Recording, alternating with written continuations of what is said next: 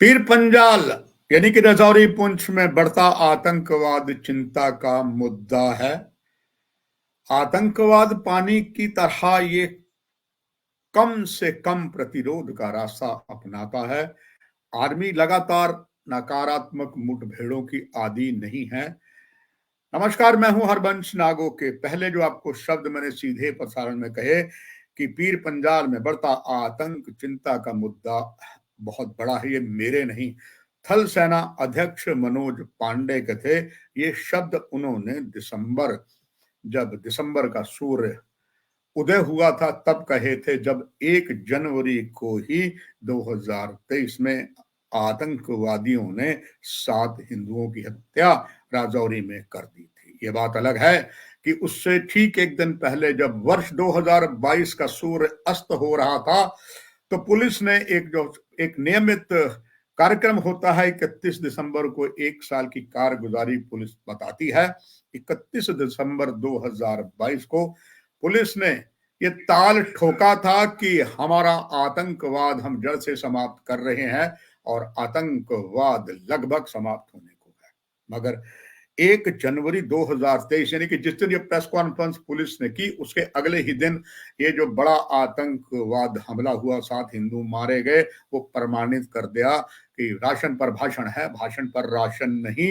और इसके बाद जरूर जब थल सेना अध्यक्ष मनोज पांडे ने कहा था कि ये चिंताजनक बदलाव इसका शुरुआत हो गई है।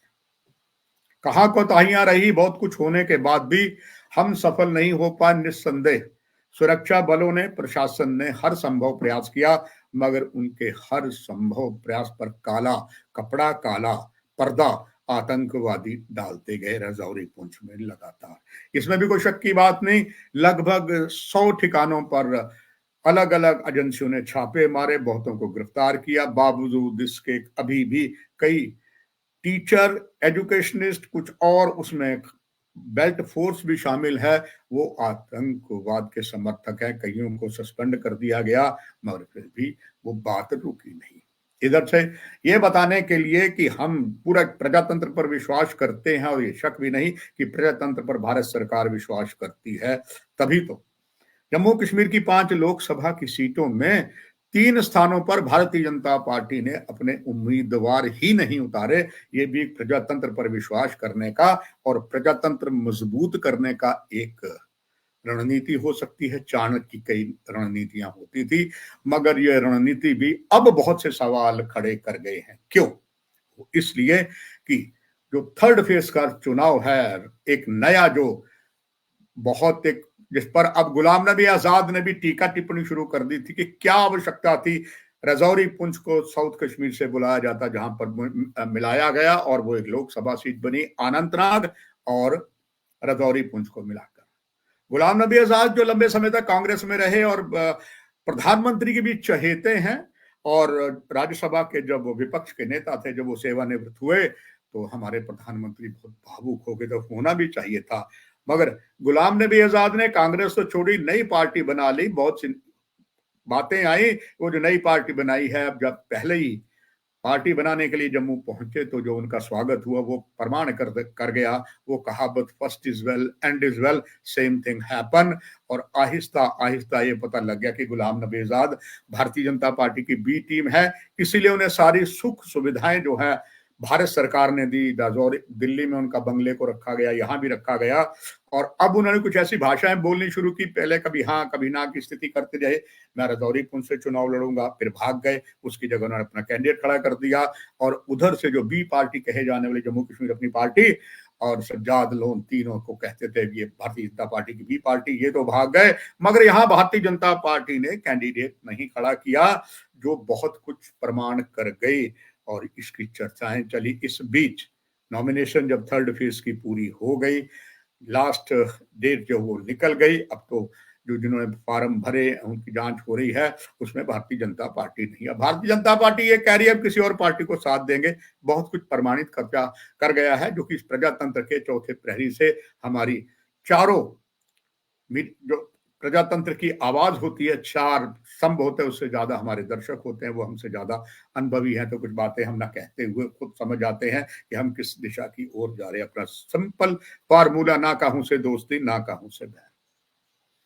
इसके बाद चुनाव प्रचार हुआ और जिस तरीके के कैंडिडेट खड़े हुए हैं, इसके बीच कल रात, जो बीती रात है सोमवार की रात के, जिस तरीके से राजौरी में उस मुकद्दस जगह है जहां पर उसके पास ही एक घर था, और उस घर में जो वहां का थन्ना मंडी का गांव है, वो टोपा कुंड गांव है, कहा जाता है ये भाजपा के समर्थक यहाँ बहुत ज्यादा है।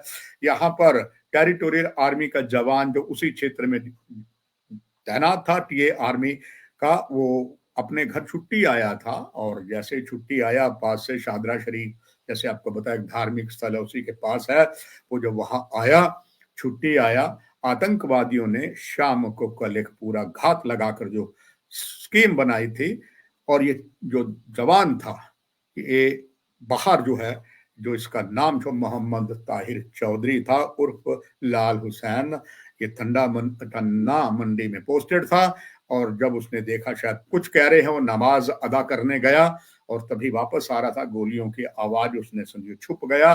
मगर एक और खबर, अब कुछ समाचार कहते हैं कि आतंकवादियों ने उसे अपहरण करने की कोशिश की, भाग खड़ा हुआ। फिर एक खबर यह भी चल रही है, अभी सरकारी पुष्टि नहीं हुई है, आतंकवादियों ने ग्रेनेड भी दागे, मगर जब उनके घर आए तो वहां पर जो समाज कल्याण विभाग का उसका सगा भाई था लाल हुसैन उर्फ तमीन हुसैन, वो मारा गया। और 22 साल पहले इन्हीं के पिता मोहम्मद अकबर जो गवर्नमेंट एम्प्लॉय थे, उनकी आतंकवादियों ने गला रेत कर हत्या कर दी थी 22 साल पहले। कहा तब ये जाता है कि शायद ये भारत समर्थक थे, जैसे आपको बताया कि टोपा कुंड जो है इसमें ज्यादा भाजपा के समर्थक हैं, मगर आहिस्ता आहिस्ता ये उनकी जगह पर जो उनके बेटे को एसआरओ करता है, जम्मू कश्मीर का जो कानून होता है उसके तहत समाज कल्याण में उनके दी गई, मगर ही भरसक कोशिश की बचाने की, मगर उसकी डेथ हो गई। अब बहुत से सवाल आन खड़े हुए हैं, क्या वजह थी यहाँ पर कि जिस तरीके से यहाँ पर आतंकवाद फैला, और बहुत कोशिश की बावजूद इसके आर्मी बहुत कुछ कर ना पाई, और आर्मी को यहाँ पर हताशा भी मिली।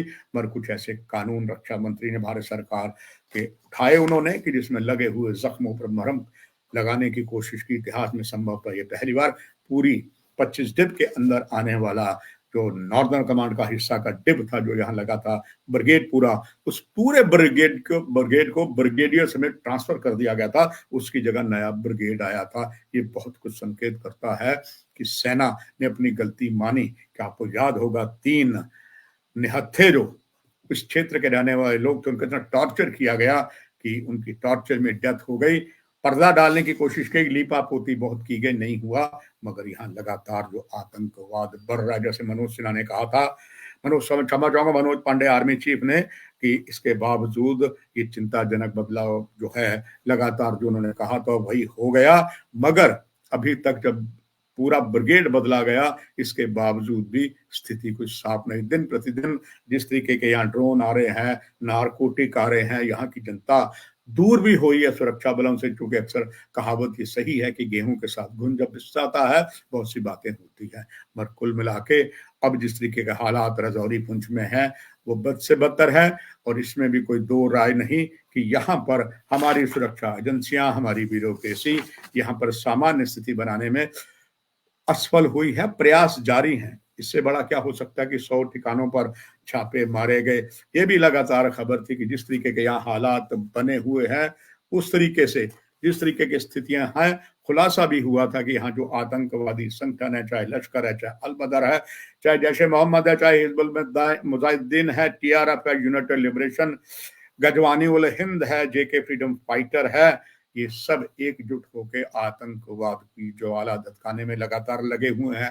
ड्रोन भी अपना काम कर रहे हैं, बहुत कुछ कर रहे हैं। ड्रोन तो पूरे ना केवल गुलाम कश्मीर की लगते जिला राजौरी पुंछ में भारत पाक अंतरराष्ट्रीय सीमा के तीनों जिलों में जो है ड्रोन मादक द्रव्य आ रहे हैं, इस पर किसी भी तरीके का अंकुश नहीं लग पाया है, जो बहुत कुछ ही बताती है।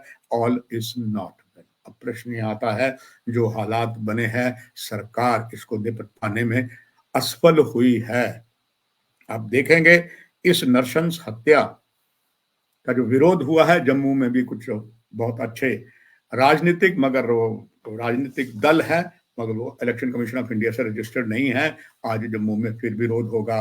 कुछ संगठन जो है पाकिस्तान का झंडा भी जलाएंगे, यानी कि विरोध प्रदर्शन करेंगे। वो अपना काम करते हैं, ये अच्छी बात है, मगर क्या वजह है? प्रशासन, सरकार विफल हुई है और जिम्मेदारियां तो बहुत बनती, पर कोई अपनी जिम्मेदारी अपने कंधों पर नहीं लेता है। तो कह सकते हैं कि हम पूरी तरीके से काफी असफल हैं। प्रयास कर रहे हैं हम स्थिति सामान्य हो जाए, मगर अभी हम इस बात पे अंकुश नहीं लगा रहे हैं। ये ताल ठोकने के लिए आतंकवाद की कमर टूट गई है और हम जो बिल्कुल आतंकवाद के खात्मे में लगे हैं।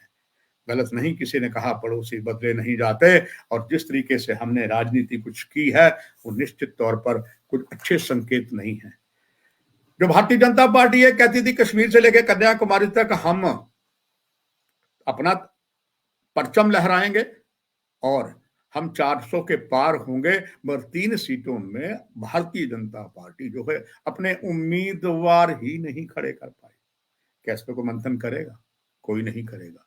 और अगर आज जम्मू कश्मीर की स्थिति खराब हुई है, जम्मू की बात करें, तो आम जनता दोष जो है भारतीय जनता पार्टी को भी देती है, मगर अक्सर ये भी कहा जाता है जब किसी पर आप एक उंगली उठाए, बाकी उंगली आपकी तरफ ही उठते हैं। मगर सवाल ये पैदा ये भी होता है कि कम से कम यहाँ की जो इस वक्त सबसे बड़ी पार्टी प्रदेश भारतीय जनता पार्टी थी, वो अपने काम को क्यों चूक गए? क्या उन्हें सत्ता का लोभ था? भारतीय जनता पार्टी में ना जाने कितने अनेकों जानदार नेता आए, चाहे कांग्रेस के थे, नेशनल कॉन्फ्रेंस कहीं और थे। कई आईपीएस अधिकारी भी आए जिनके दामन में कभी भी सर्विस के समय कोई रिकॉर्ड गलत नहीं था। ये सारे आए, हालात देख के फिर बैकफुट हो गए। ये सारे संकेत करता है कि कहीं ना कहीं अगर कमी निकली है तो इन्हीं पे निकली है।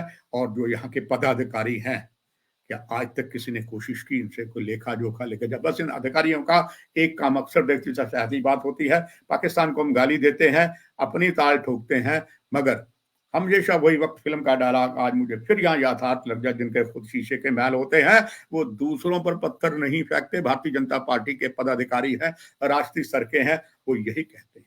इनमें कुछ अधिकारी तो है इतना अपने आप को सरेंडर कर गए कि अपनी बी पार्टी के घरों में चुपचाप चले गए, जाते तो गुपचुप जाते, किसी को पता ना लगता।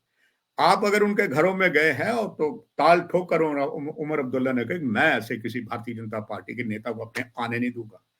I think this is one of the biggest insult for this party. और उमर अब्दुल्ला ने ये प्रमाणित कर दिया कि जब बोलते हैं उसके बोलते में दम होता है। ये बात तो हमारे आदरणीय प्रधानमंत्री भी मानते हैं। इस तरीके से हालात बने हैं।